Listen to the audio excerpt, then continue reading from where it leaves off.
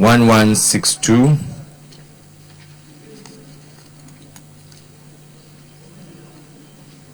1163, 1164, 1165. Senator Wamako, Sokoto North.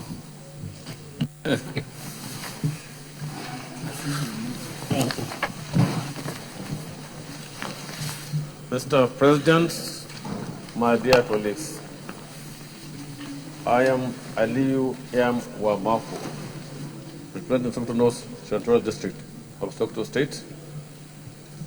I rise to move that the both of proceedings of Tuesday, 24th January 2017 be adopted. I so move. Senator Matthew Rogidi, Edo South. Thank you, Mr. President. Senator Matthew Rogide, I represent Edo South Central District.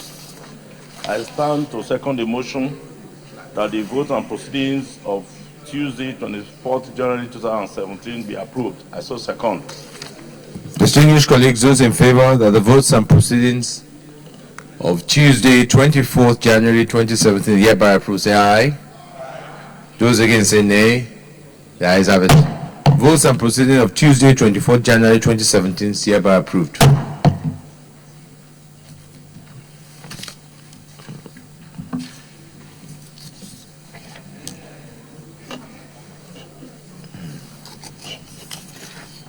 Announcement.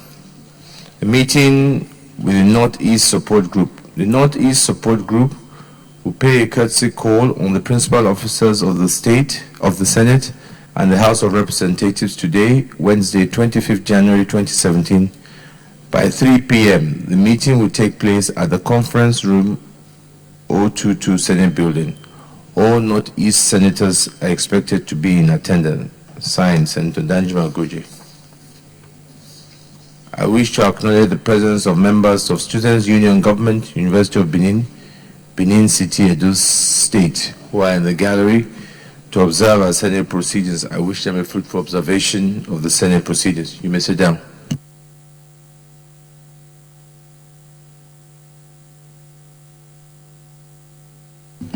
Any petitions? Yes. Senator Sekibo.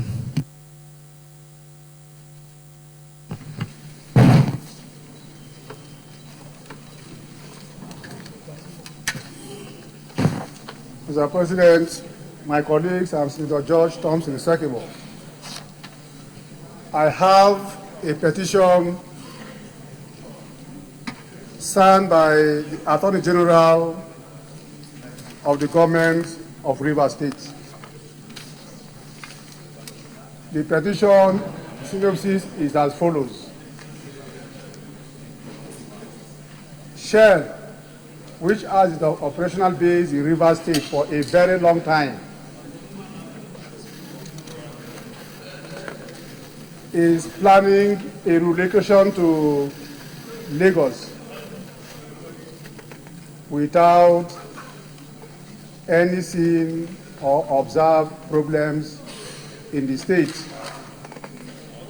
And we all know that with the problems we have in the Niger Delta region, especially Port Harcourt being the capital of the oil communities, if Shell just vacates from Port Harcourt and relocates to any other place without due regard to the crisis that man raised, we think that it's going to bring some security problems in the region. And I believe, as even the Vice President is going around the Niger Delta region preaching for peace and bringing the militants together, we believe that if they relocate now, it will cause security problems. So the petitioners are calling on the Senate to intervene, find out from them the causes why they want to move, and then ask them to not just to move in that regard so that it does not cause security problems. Mr. President, there is no judicial remedy, so if you permit. Come on, lay the petition.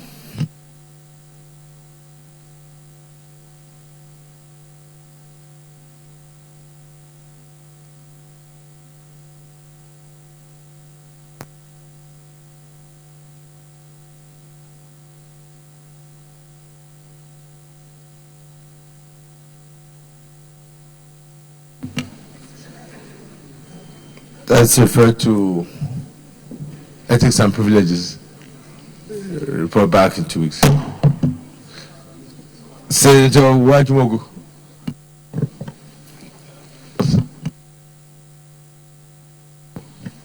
Thank you, Mr. President, my colleagues. My name is Ben Wajumogu Imonot. I have a petition from one Sergeant Titus II Azubike, my constituent. The petition is titled An Appeal for Assistance of Claiming Debt of 26 years Salary Arrears, which was written against Nigerian police. With your permission, Mr. President, I'd like to submit the petition. Yeah, come and lay the petition.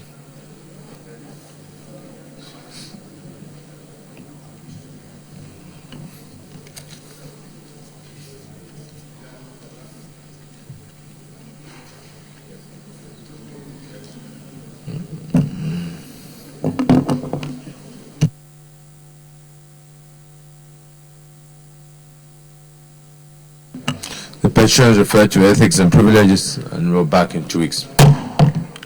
Leader of the petition, Senator Mao Wagwana. Senate President, distinguished senators, my name is Senator Mao Wagwana, representing Abia North. Mr. President, I have a petition here from the Association of Digital Switch Over Manufacturers. They are requesting that the Senate should intervene in their relationship with NBC. That we are aware of the switchover program of the nation, but from their interaction with NBC, NBC has been a stumbling block. Even supplies made have not been paid for, and all the papers they were supposed to be given so far have not been given. So they are asking the Senate to please, as a matter of urgency, intervene and resolve this logjam so that Nigeria will be involved in the digital connection in place. Oh, come on, lay the petition.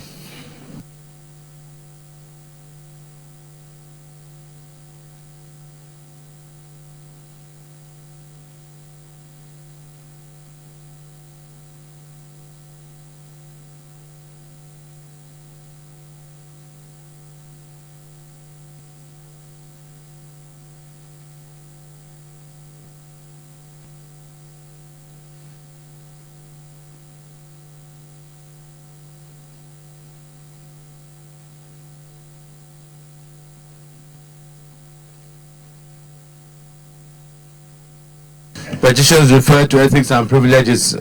Report back in 2 weeks. Leader of the Senate. Point of order, Senator Dinumlai. Mr. President, my respected colleagues, my name is Dino Melaye, Kogi West Senatorial District. Mr. President, this morning I draw the attention of the Nigerian Senate to Order 42. If I have the nod of Mr. President. Go ahead.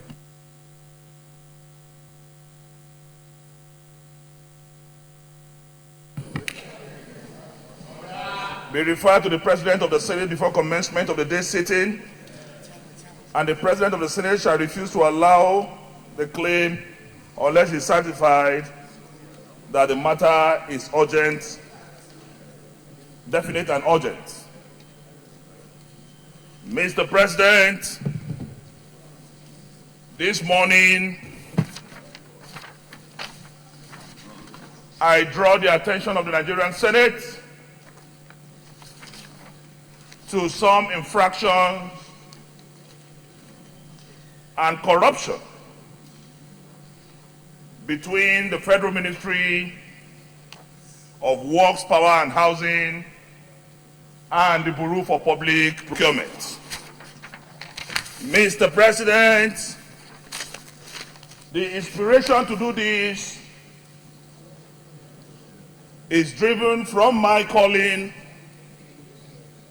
an oath of office as enshrined in the Nigerian Constitution 1999 as amended, Section 88B, which reads, subject to provisions of this Constitution, each House of the National Assembly shall have powers by resolution published in the journals or in the official gazette of the government of the Federation to direct or cause to be directed an investigation into B, expose corruption, inefficiency, or waste in the execution of administration of laws within the legislative competence and in disbursement or administration of funds appropriated by it. Mr. President, the Bureau for Public Procurement got a letter from the Federal Ministry of Works, Power and Housing for the award of 2 batch of contracts. The first is the award of the construction and rehabilitation of 10 numbers of roads and bridges under the 2016 budget, first batch in November 2016. The second is the award for the construction of bridges and roads, 13 number in the 2016 budget, second batch. And the Federal Ministry of Works and Housing did their own internal due diligence and sent a letter to the Bureau for Public Procurement and asked that 10 companies that have undergone their own internal due process and technical qualifications for the due process office to give a no objection certificate for the award of these contracts. These 10 companies were forwarded to BPP, after their own due diligence, wrote a report that was tagged the award of contracts for the construction and rehabilitation of 10 roads and bridges, their conclusion. In the first report, these companies were, the Ministry of Works was given a go-ahead. But somehow, a second letter came again from PPP, and that letter was addressed. I have copies of all the communications between BPP and Federal Ministry of Works, Power and Housing. And this one now reads that revised due process review. This is now a review of the first one. But what caught my attention, Mr. President, is that while the first was in compliance with what the ministry recommended, even that first recommendation of the ministry, I feel we still have to go through this House. Mr. President, I'm sorry, I will conclude now, but I just wanted to get the meat of this. After they now wrote the second review letter to the Federal Ministry of Works, they completely changed all the contractors. Not that the contractors were just changed figures varied. In one of the first 10 batch, the contract was given to new contractors who were not assessed by the Federal Ministry of Power, Works and Housing.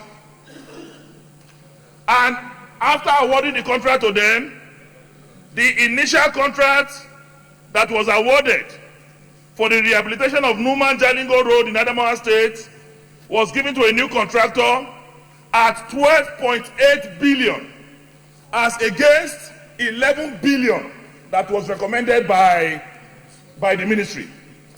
Another contractor also was given a new contract as against the provision of 10 billion.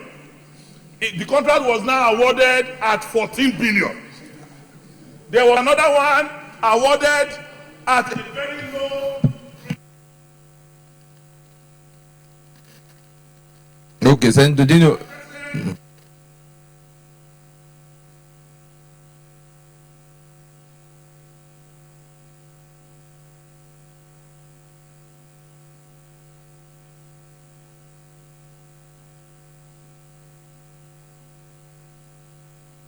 To expose corruption and corrupt people. Nigerians are watching. And I'm aware that now Nigerians have opened a ledger for thieves in power who are still in power. Mr. President, in a time like this, my expectation is that those stealing from government coffers should suspend stealing. But unfortunately, we will keep exposing, and if they continue to be in power, one day, and very, very soon, Nigerians will start shouting. When you will see them in Abakaliki, we will shout Onyoshi. When we see them in Ogbomosho, we will shout Ole. When we see them in Arugungu, we will shout Bararo, until justice is done on public thieves. So if I have the nod of the Senate, I will bring it as a substantive motion, and the relevant committee will do their constitutional investigation. Thank you. Well, Senator Dino Milai has come on down at 42, and by rules, we need the leave of the Senate so that this matter can be brought forward as a motion and debated. So I'll put the question. Those in favor that we grant this leave, say aye. Those against, say nay. The ayes have it. The matter is for the next legislative day. Leader of the Senate. Mr. President, distinguished colleagues. Mr. President, distinguished colleagues. The only order of the day is the resumption of the adjourned debates on the Appropriation Bill 2017. The single senators will recall that Senate commenced debates on the Appropriation Bill 2017 on Tuesday, 24th January 2017. And so far, 9 senators have contributed. Further debates were deferred until the next legislative day, which is today. Mr. President, with your permission, I move that the Senate do resume the debate on the Appropriation Bill 2017. The minority leader.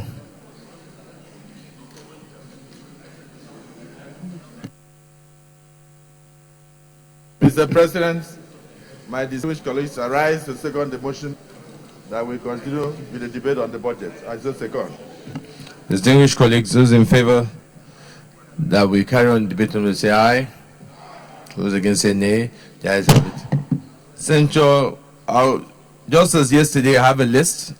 Today, the day 2, I have 39 names, and it is my hope that all 39 will be able to speak.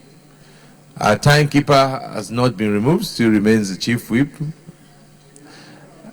and he has promised us he'll be here throughout, and he'll be in charge. So we'll start with Senator Lanete Joshua to lead. 5 minutes still.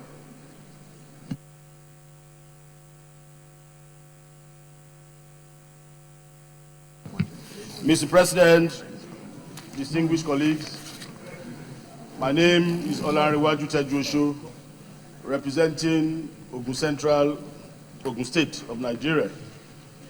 Mr. President, these 5 minutes, I want to emphasize more on all the operators of all the various aspects of the budget. I'm talking about Nigerians, human beings that are working for the Nigerian government that will implement the budget. Mr. President, we always say health is wealth. That means the wealth of Nigeria can be quantified by the health of its citizenry. Yes. I believe, Mr. President, as your profession is the same as mine, I believe we owe Nigerians to deliver a good health system in this country during this your tenure as the Senate President. Mr. President, I can recall that in 2007, you introduced a very successful health system in Kwara State, which is still mentioned as one of the best in Nigeria as of today. The Financial Times quoted that it was one of the best introduced health system in Nigeria. That was last year. In the wisdom of the senators in the 7th Assembly, they made a law of the minimum expectation for the budget for health in Nigeria, for us to be able to have the kind of health system that can make Nigerians proud of their country. It was stipulated in that law in 2014 that 1% of the Consolidated Revenue Fund must be included in the budget and must always be a minimum every year to be separated to operate the National Health Insurance Scheme and also for the primary health care. Mr. President, up till today, even with the budget that has now been presented for us to discuss, the 1% is not reflected. I believe we all as senators and also even the House of Rep members, we must emphasize that our law must be obeyed. So first of all, I want to ask that we all ensure that that 1% minimum for the Ministry of Health to be separated as stipulated in our laws. Today, and even before now, the same 2% for Ministry of Education, for UBEC, is being honored year in, year out. And I believe that if we do not ensure the health of the students, I don't know what the 2% of UBEC will do for a child that is not healthy. For a child, the first 1,000 days from the day of inception, that is from when the fetus in the womb is created, up to 1,000 days of the baby's life. That is when all the organs of the body are developed. The brain, the eyes, and all other organs of the body. If a child should lose that first 1,000 days of development, the child will not be fully developed throughout life. So what is the point of creating so much wealth for education for a child that is not properly developed? In Nigeria today, the statistics show us that 11 million of our children are stunted. That means they are not fully developed. So that means that our GDP is not expected to be what it's supposed to be. In about 10 years' time, we will have children that cannot function in their full capacity. So the emphasis is how we are going to ensure that we also make that 1% make the budget this year. Then secondly, we can see that the Ministry of Health is the most popular in terms of strikes. Our medical doctors and nurses, they are always on strike every month or other month.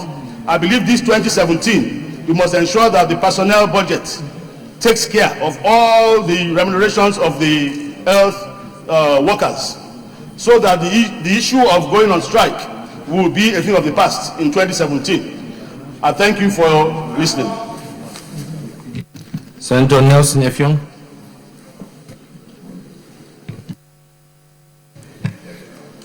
Thank you very much, Mr. President, distinguished colleagues.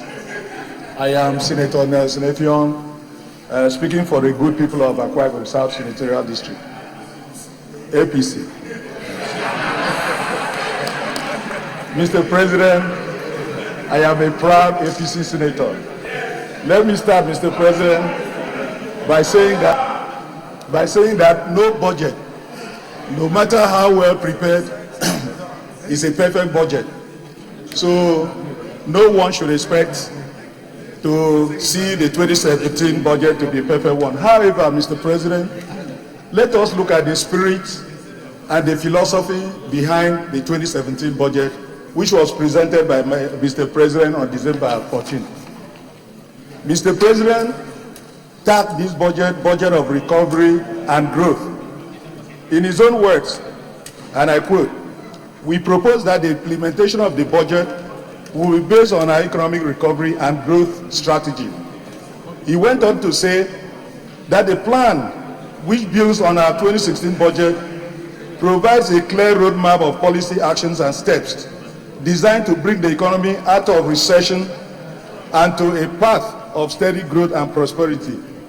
To buttress this fact, Mr. President, some key provisions have been made in the 2017 budget. Number one, a provision of 100 billion for social housing program will help the masons, the carpenters, the painters, the laborers, the chain of activities in the housing construction sector of the economy will help the income and expenditure of the low-income earners, thereby helping a fast recovery from the recession. The special economic zones, which 50 billion has been set aside for in the 2017 budget to finance, will make the economic zones a beehive of activities, thereby stimulating economic activities in the neighborhoods where these special economic zones will be settled. The budget also provides for 2.3 billion, Mr. President, for the defense headquarters to offset their indebtedness to DISCOs. In the past, government agencies have been owing DISCOs, and this has limited the capacity of the DISCOs to give us steady power. With this development, Mr. President, the DISCOs will have enough money to provide better power supply, which is much needed to drive our industry in this country. Also, we have 1.25 trillion, which will be sourced locally. Mr. President, in the past, we have seen that our banking sector has been laying off because of inactivity. It is a fact that our banking sectors rely on the federal government in order to survive. So, with 1.254 trillion being sourced locally, this is going to energize the banking sector and is going to make them to retain some of the workers that are intended to relieve. Another important thing, Mr. President, is that the value-added tax in this budget remains the same as at 5%, which is what we had in 2006 last year budget. This has given investors confidence, and it will boost trading activities, because investors will come and see how friendly our tax regime is. The most important provision in this budget, Mr. President, is the increase in the amnesty amnesty program from 45 billion in 2016 to 65 billion. This is a very great vision for Mr. President, because the discordant tunes that we were hearing in that region will be resolved these days. And let me finally, Mr. President, there is a projected international forecast that the oil price will get as far as $65 per barrel. And this budget is predicated on $42.5 per barrel, which means there is a room for to insulate the price swing that normally happens in the international oil market. And coupled with the fact that the budget is based on a benchmark of $305 to a dollar, exchange rate of 305. We are very sure that there is room for this budget to perform, and we are very confident that this budget will take us out of the recession. I want to thank you, Mr. President. Thank you so much. Senator George Sekibo.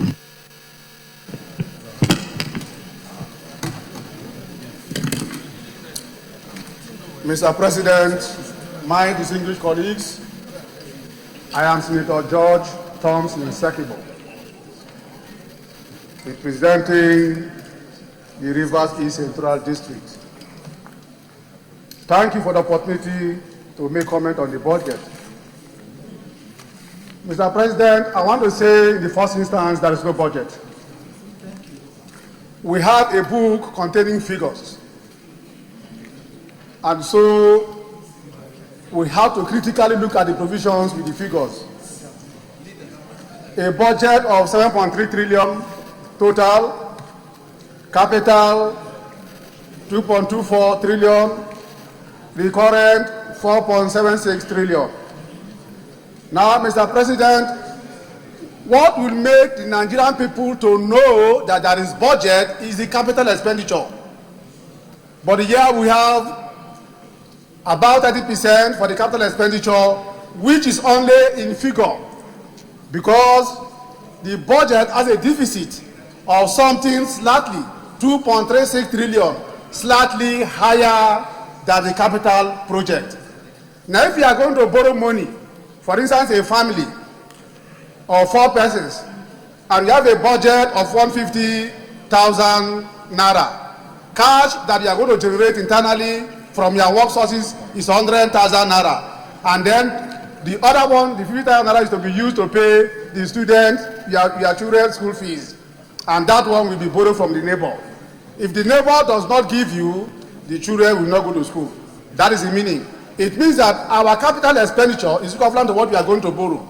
If we don't have it, government will collapse. If we are not able to borrow, government will collapse. And then if we borrow, we are only servicing the real Nigerian people with borrowed money and not from the money that we are generating in this country. Because that money is used to service apparatus of government. That is issue number one. Issue number, now, one of the president of America said something like this: any government, even a family, can spend a little more than they are earning in a year. But if that becomes a continuous habit, you are going to the poorhouse. So I think we have to watch very well. We either cut our coat according to the material we have. The issue number two, in the budget, Mr. President, there is no money. There is no money. Why do I say so? Because the value of the budget should be equated to the amount of things can buy in the international market. And I want to take you to run down with you in 3 or 4 budgets in this country. 2013, we had 4.1 trillion. The equivalent of it at 160 naira per dollar is $25.6 billion. 2014, we had a budget of 4.69 trillion at $160 naira per dollar. The equivalent is $29.3 billion. 2015, 4.930 trillion naira budget at 165 naira per dollar gives us 29.8 billion naira. Last year, 2016, 60.08 trillion budget at 197, not 148 or not 1488 as it is now, at 197, gave us a budget of $30.86 billion. Today, we have a budget of 7.298 trillion at 305, that is fixed by the executive, will give us $23.9 billion. Now, if you compare this raise, this one includes the amount we are going to borrow, 7%. So it means the actual money we are talking about this country is about $16 billion, which actually is no money. So Nigeria should just know that we don't have money and the country is broke, there's no money. We should be aware of it. 7 trillion does not mean anything compared to the exchange rate we have now. 23.9 billion only, as compared to 29.30 in the previous 5 years budget. So we have a problem. The other one is that Mr. President said he's going to cut down cost of running a government through foreign exchange earnings by 60%, 180 billion naira saved through travels, board members, allowances, and elimination of ghost workers. But we have this problem. We have this problem. Does this reflect in the budget? No. I say so because 2011, cost for personnel was 1.85. 2013, 1.69. 2014, 1.65. 2015, 1.65. In the middle of it, I have 3 more minutes, please. In the middle of it, it hacked up to 1.83 trillion. Last year it is 1.7 trillion. This year, personnel cost alone is 1.86 trillion. So are we saving cost at all? We are saving cost. What the president has said, we are saving cost, and it's true we are saving cost. If we are saving cost, why is the personnel cost again rising higher and higher? I think that Mr. President should look at the budget once more. There may be some elements, some people in the system that are putting something that we have not known. Because he is working hard, saving money, and the budget is rising up. If you are saving, it means that it will be reducing. That is what I want to mention there. Mr. President, we are encouraging, he said we are going to encourage local industrialization, car assembly plant and all that. Good idea, but we have a problem. We must provide power and also other road infrastructure to enable this good idea to go on. And again, doing this one just at one time will be a problem to the country. Cutting off 60% at one time will be a problem with the country. I believe that it could have been done a gradual thing, and in maybe a couple of years, we will have arrived at that point. Thirdly, we are owing contractors 2.2 trillion debt. If you don't pay your contractors, then there is no catalyst in the government that you are running. So they must make sure they work hard to pay the contractors so that money can go down to other areas.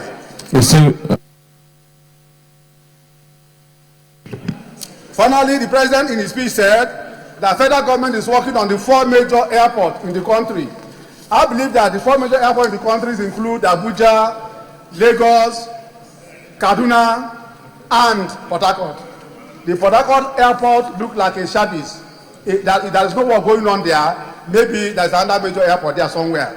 Finally, I want to advise this, Mr. President. He said we will change our habits and we will change Nigeria. But I am rather saying this: we should change our unproductive thinking rather and engage our total being to creative thinking. We should think with the masses and their plan in our minds when advancing our policies, so that we can, as a country, carry every Nigerian on board when we are moving in the train. Thank you very much. Senator Albert Akpan.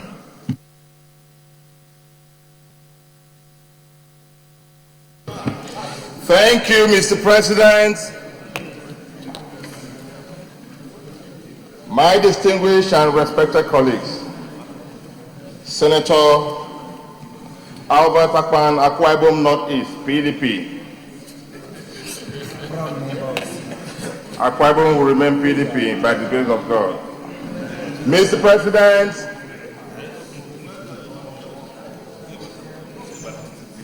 my distinguished and respected colleagues, I rise to contribute to this budget debate, believing that by the special grace of God in 2017, that this Senate will not relegate the only powers that the Constitution of Federal God given to us, the power of appropriations, to the executive. I believe that the budget as presented is a proposal which form the basis of our debates, and eventually by the time this budget is passed, it becomes an act of the National Assembly. Mr. President, my respected colleagues, the budget before us has a few key focus: consolidating on economic recovery programs to restore growth, completion of key infrastructures, and the guarantee of security of lives and properties of all Nigerians.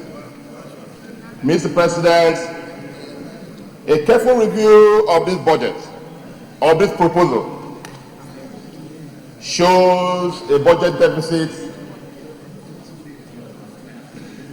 of 2.3 trillion. Mr. President, this deficit is equal to the budget proposal for capital expenditure, which therefore means that the implementation of this budget will only be relied upon by the funding of our deficit gap. Mr. President, we must also understand that this deficit is to be financed through 1.9 trillion between foreign and domestic debt. Mr. President, looking at the performance of last year's budget, it is clear and it has been established that the country could not access foreign debt due of last year.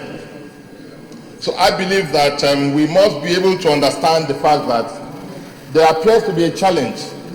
There will appear to be a challenge in meeting most of the funding requirements for this year's budget, especially the capital expenditure, Mr. President. Mr. President has also stated in his budget speech that the federal government is maintaining the 1.8 trillion on personnel costs. And looking at the proposal, Mr. President, the recurring expenditure proposal for this year has risen against last year by 200 billion naira, which therefore means that if you are maintaining a 1.8 trillion on personnel costs, the 300 billion can only be due to overhead costs. And we are beginning to wonder, Mr. President, we must understand the impact of the efficiency and the effectiveness as regards the curtailing of overhead costs. I believe at the point of appropriations, we'll definitely ask more questions on that. Mr. President, it is known, and I want to place this on record, that the administration of our foreign exchange policy will be as critical as our capital expenditure, because it is established that there is no way, on the basis of what we have seen, considering the level of the deficit that we currently enjoy in our GDP, there is no way federal government expenditure alone will take us out of recession. Therefore, the President has insisted that there will going to be a correlation between the fiscal policy and the monetary policy. There is no way Central Bank of Nigeria will run almost 7 foreign exchange policy terms and it will work in Nigeria. Because of the way and manner we have inefficiently managed our foreign exchange policy, this country has lost over 89-point-something billion on foreign direct investment outflow. And I believe that this gap that has been created by this outflow it will be a major issue if Nigeria must come out of a recession. Mr. President, let it also be established that there must be a Senator, you have to start rounding up, yeah. Between the federal government expenditure and what the states and local government also are doing. And we must also look at, Mr. President, the issue of fuel importation in Nigeria. There is no way, as I speak with you, the landing cost of petrol PMS in this country today is 165 naira per liter. So NNPC, as we speak, is importing petroleum product at a loss. And when you want to compare with last year's projections, we cannot spend all that we have earned as regards foreign exchange on petroleum importation.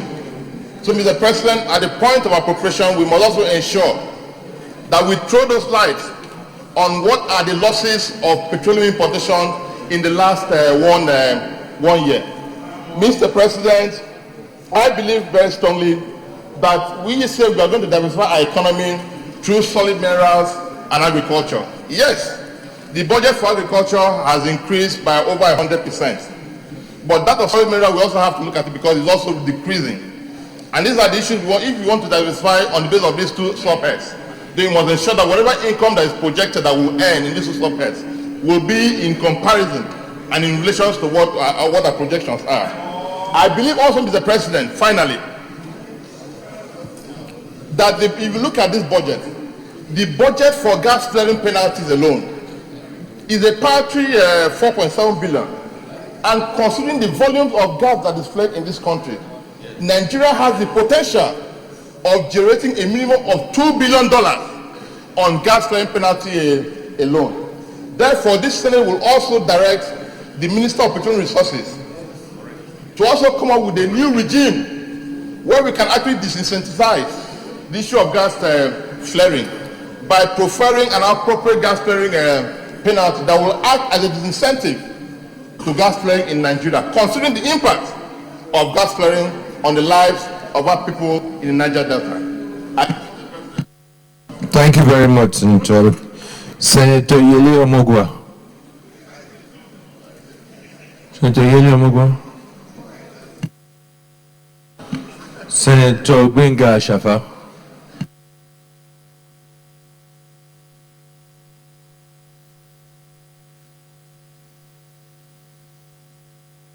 It's exempted.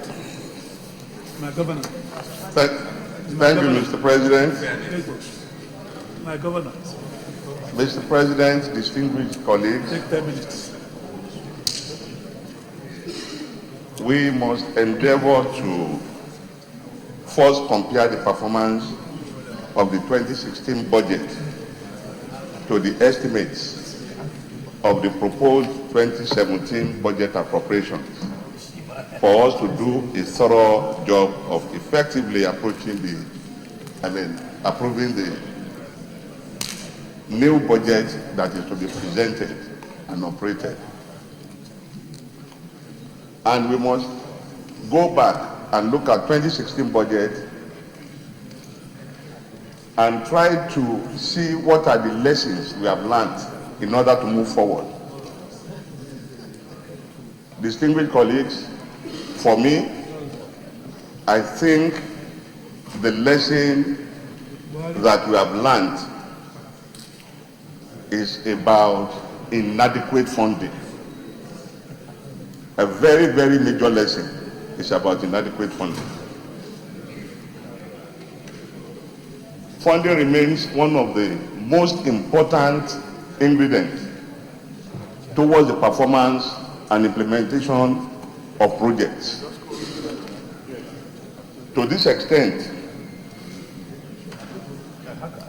I want to congratulate the executive, whichever way you look at it, for presenting the MTF strategy paper on time as compared to 2016. We have looked at it, but still on that funding, I want to pick on the deficit as being proposed. The entire deficit in the 2017 budget is 2.7 trillion. According to the budget office, this deficit is supposed to be financed through borrowing plus the recoveries from misappropriated funds. Let me quickly remind you, I will answer your question. Let me quickly remind you of what happened in June 2016. The Honorable Minister of Information informed Nigerians that between May 29, 2015 to May 25, 2016, a total of 3.4 trillion in assets and monies of various kinds have been recovered. If we have 3.4 trillion and we are looking for 2.7 trillion, my sense is saying, why can't we just look at those monies and put it to block the money that you are going to borrow? That is what my sense is saying, my own opinion.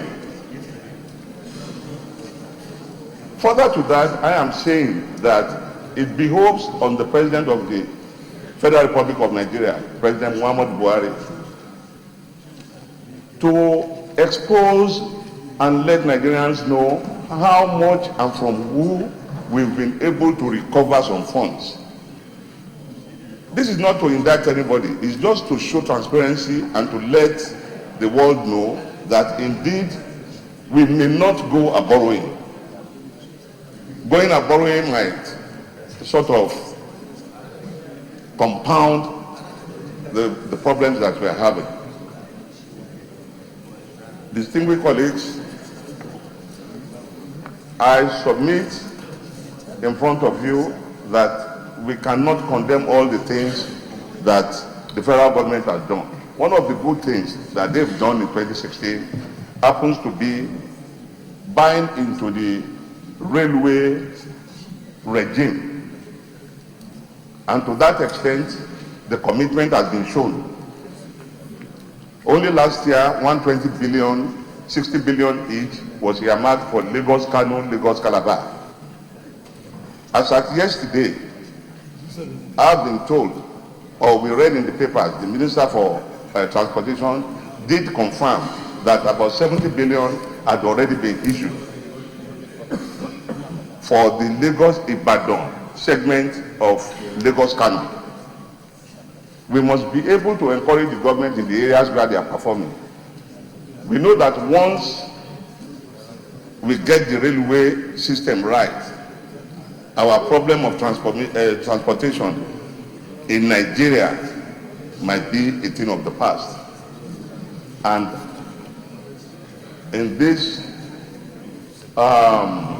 era of recession all around, I believe that if we are able to get appropriate fundings, particularly in the areas of taxes, we will be able to get across in this move of giving Nigerians the dividends of democracy.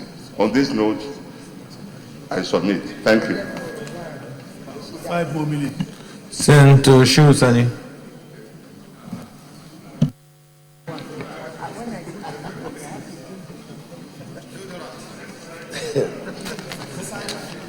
Mr. President, I stand to give my own contribution to this debate, a debate that touches on the 2017 budget. Despite the fact that some of the things I need to point out here have been said by my colleagues who spoke earlier, I will still point to this fact of some of these issues. First of all, according to Jacob Liu, budget should not simply be a collection of numbers, but that of our aspirations and values. Each year, we pass through the ritual of budgets coming to the National Assembly, and the state of Nigerians, as far as their life is concerned, experience no change. And here I will say this: on 1.663 trillion for debt servicing, I think we should exploit the goodwill that Nigeria enjoys today in the international community to seek for further debt forgiveness so as to buttress our economy to address other issues which we are faced with. I have seen the budget for the education sector. The questions we need to ask ourselves: will this address the decadence of the educational sector? Will this end the perennial and persistent ASU strike? Will it address the basic challenges of our education sector? This is a point because these are issues that we pass in through year in, year out. I've also seen a defense budget of 140 billion. In a situation whereby we acknowledge the fact that the insurgency has seriously been degraded, we need to see a scale down of defense budget, for which the large sum of such monies could be used for other issues of health and education. And I will say this on power: there is no economy that can grow when it is being run with a generator. And we constantly see pledges and promises, and sometimes of modest achievements that we have moved from 2,000 megawatts to 3,000, 3,005, and then going back to 1,005 megawatts, 500 megawatts. I think these issues need to be taken very seriously. Power is such a very important economic component that should not easily be jammed up with housing and works. And on that sense, Nigeria's economy is still controlled by foreign interests. They are in control of our banks, control of our construction industry, control of our telecommunication, controlling our own oil and gas industry. I think a serious economic movement should include an immediate indigenization of the control of the levers of our economy. Thank you very much.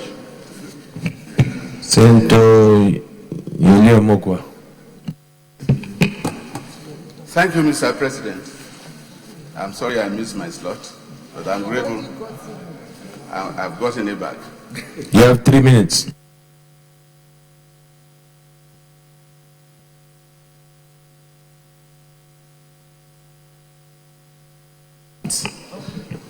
One, Mr. President, distinguished colleagues, well, I don't know. I think the annual ritual will sit down to debate.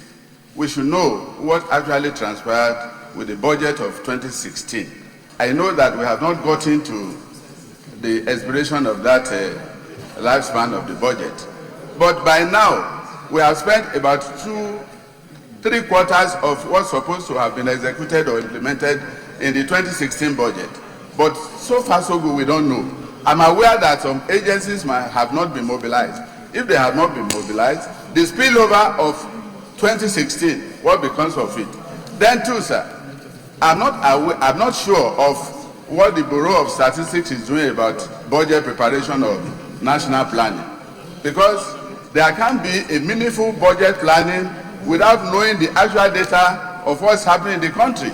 Do we actually, has the budget captured the number of unemployed citizens in this country, the disabled people, the whatever, widows and so on and so forth? If we don't do this one, budget cannot work.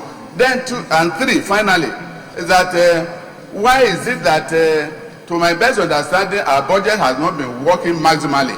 Why has it been so? Because of corruption. We cannot escape corruption. And what I know about corruption is that it's inherent in the people of this country. We know it's inherent in everybody, except that there is a government, successive government has taken steps taking successive steps on anti-corruption crusade, but yet we hear allegations of corruption even amongst the high echelon of those that are controlling anti-corruption. We hear it daily. Yesterday was another issue that we treated here, and we know that even judiciary has been alleged. Then who do we run to if we have all these anti-corruption agencies that is bedeving the real execution of our projects anyhow? So if there is allegation against even judiciary, then who do we run to? Do we now run to God? No, it's not possible. And do we bring foreigners to go and administer our government for us? No. But I want to suggest that. So if some people, even in this hallowed chamber, have been alleged of one thing or the other, if we have been alleged here and there, then we must be careful. Then I think that we must take a proactive step. If anybody that is in position will go and steal our money and divert to foreign countries, then what do? Then I want to suggest that there should be legalization of corruption in this country. If we legalize corruption, everybody will be corrupt, and the proviso is that if yes, everybody is corrupt, then whoever, as high as you are, that you can steal, you see how much you can steal, then you come, there should be a body to set up as a proviso. The 50%, there is no point going to judiciary, since the judiciary is failing us. Then why are we wasting our time and our money in judiciary? Therefore, if there is a liberalization of corruption or legalization of corruption, then there should be a body. At the end of the day, how much have you stolen? Gentleman agreement, you have stolen 20 billion. Okay, as a Nigerian, bring the 10 million for us. Yes, the 10 million, come to this country and establish a mini industry so that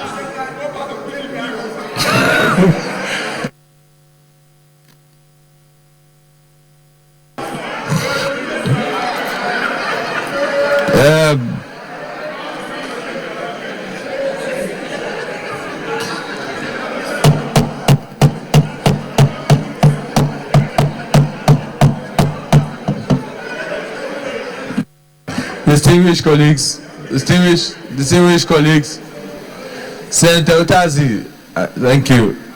I know you are moved by those comments. Senator Babaji Omowore.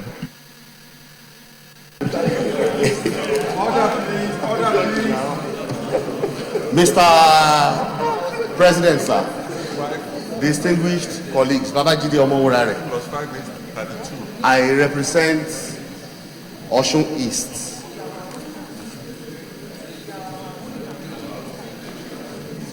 My contribution, Mr. President, is not going to be seriously new and radically different from what I said last year and what has reflected already from discussions. The budget that was presented by Mr. President of the Federal Republic of Nigeria is essentially a rehash of what the budget has been over the years. I am of the view.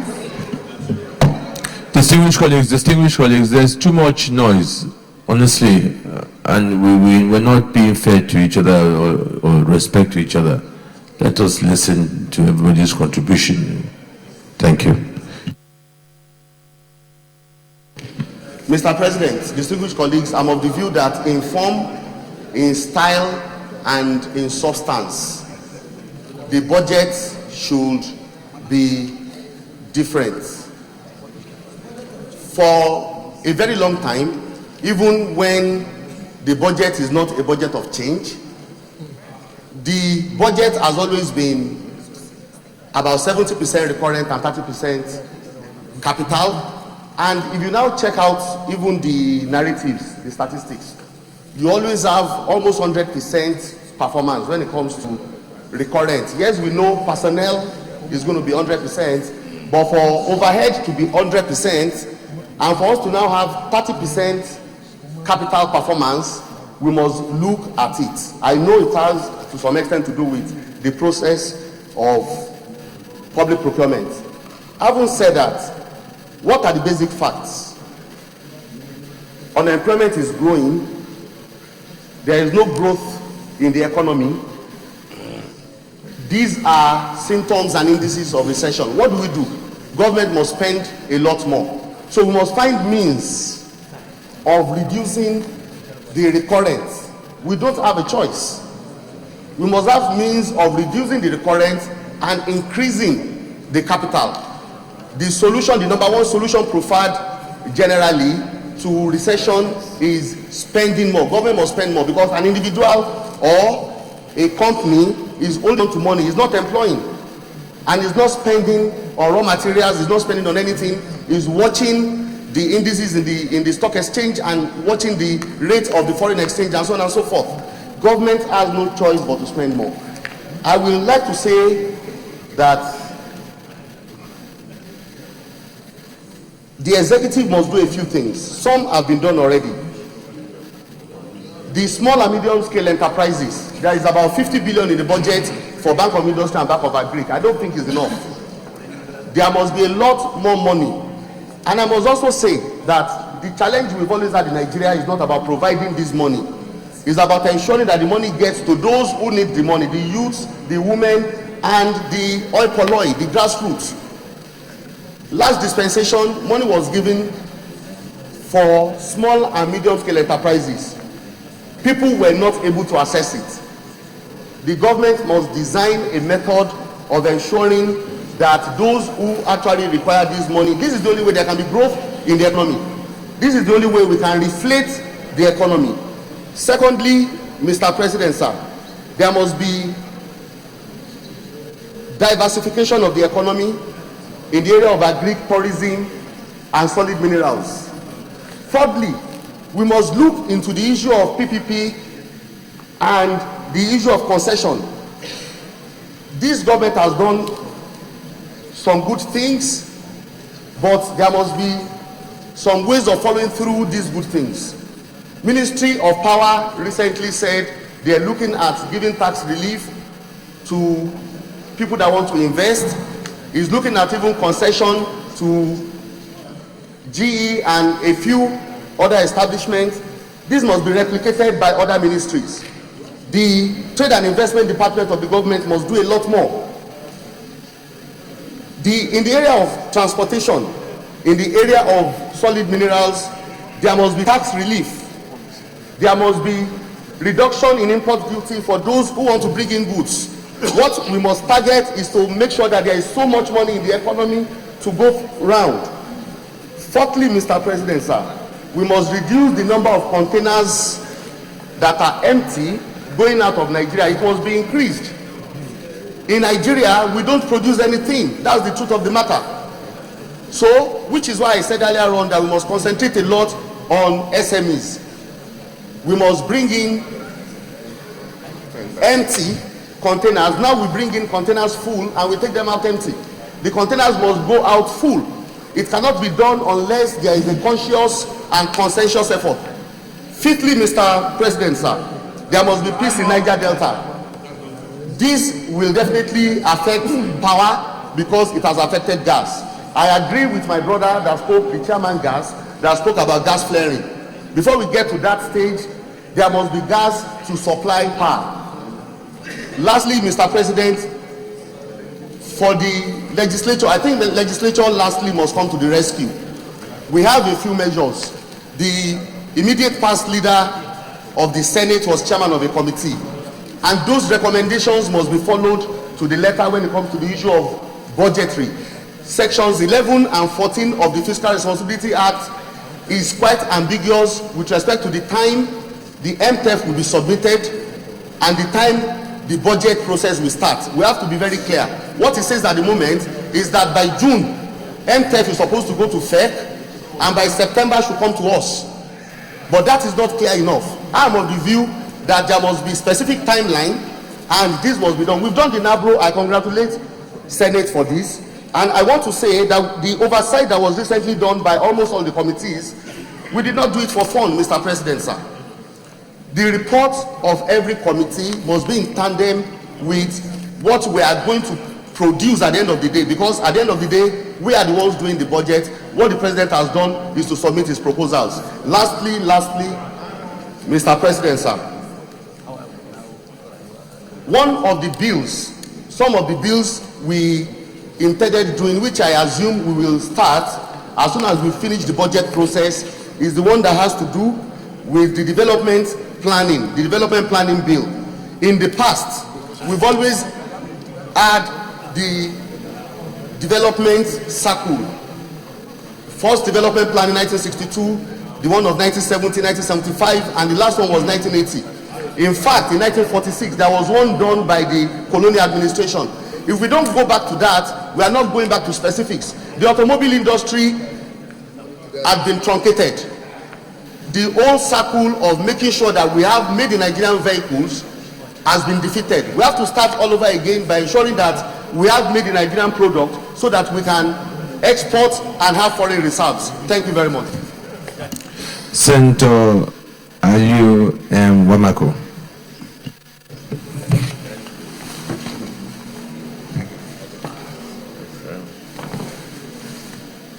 Mr. President, my dear colleagues, I am Aliyu M. Wamako, from the North Central District of Sokoto State. Mr. President, let me start by joining my colleagues who earlier commend Mr. President when improved budget outlay from what we had in 2016. At least this year there's no missing budget. The budget is here with us and is now being debated. Equally, Mr. President, in my opinion, the multi-policies, the both fiscal and monetary policies in the 2017 budget can be achievable once we have the right people in the right place doing the right thing. Because those are the figures that were organized policies, but the people involved. We can have excellent policies and programs, but the key players have to be the right people for us to achieve the required result in those areas. However, Mr. President, let me also say I'm constrained to believe that the issues of economic diversification, which has not been properly addressed in this year's budget, going by the provisions in the following key areas: A, agriculture; B, soil minerals exploration; C, tourism. And equally, there's total absence of lack of subsidy in the agri sector, which is vital to its success. Mr. President, in the diversifying the economy in the areas I have mentioned, we're not only diversifying the economy, we are also creating millions of jobs which are very much needed across the entire country. Also ensuring food security for this great country, and equally increasing our security across the entire nation. So I feel, Mr. President, that it's only fair that we will start to take concrete steps to prove that, yes, we are committed to diversifying our economy. Merely talking about it doesn't solve our problem. So I do hope that in fine-tuning this budget, this chamber will do justice to these very important sectors of our economy. I hereby submit, Mr. President. Thank you. Senator Philip Aduda. Thank you, Mr. President. Thank you, distinguished colleagues. My name is distinguished Senator Philip Tanimo Aduda. Mr. President, so much has been said about agriculture, diversification, and education and other departments. I'd like to speak a little bit about the FCT. I looked at the provision for the budget of the FCT, and what we have in the national priority budget is 37 billion. Mr. President, distinguished colleagues, 37 billion for the national priority projects for the FCT, it is not adequate. And why I say this, Mr. President, is because if you look at the complementary infrastructure that is supposed to be developed, the roads leading to the airport, the Kubwa Expressway, and indeed some other complementary infrastructural development for the FCT, you'll find out that these monies are really inadequate. Because as we talk today, we're owing in the FCT contractors billions and billions of nairas which have not yet been paid. And if we are to take the 37 billion, are we going to use it to pay the contractors who have already done the works that they have done, or we're going to use it for further development of the FCT? So, Mr. President, I'd like to use this medium also to encourage the minister to quickly, I know that we passed a law here where the FCT is supposed to take and to bring up, to raise revenue by ensuring tax collection. I want to encourage him to put the tax system in place whereby he can generate revenue for the development of the FCT. Yes, I know we have the statutory budget and the statutory allocation, which is for payment of salary overhead and recurrent, and then using it also to develop the satellite towns. Mr. President, on this, with these very short remarks, I'd like to thank you for giving me the opportunity to speak and to say that for us in the FCT, this is the State House of Assembly for the FCT. We'll continue to ask for more and more and more for the people of the FCT, because all of us here are representative of the people of the FCT. Thank you, Mr. President. Thank you. Senator Barnabas Gamade.